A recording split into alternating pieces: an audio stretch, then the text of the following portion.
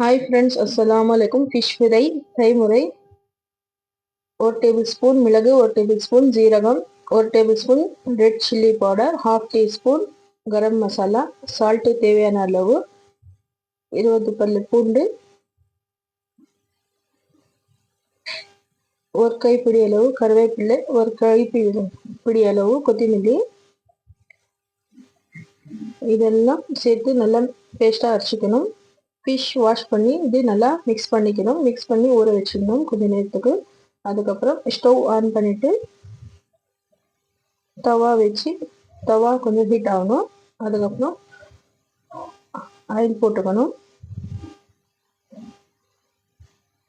Oil சூடானவுடன் இந்த மசாலாவில் இருக்கிறது ஃபிஷ் எடுத்து இதில் போடணும்.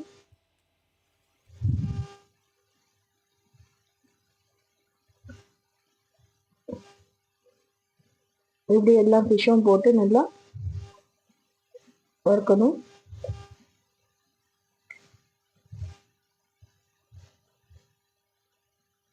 திருப்பி போட்டு இன்னொரு சைடு அது நல்லா பொரிச்சிக்கணும்.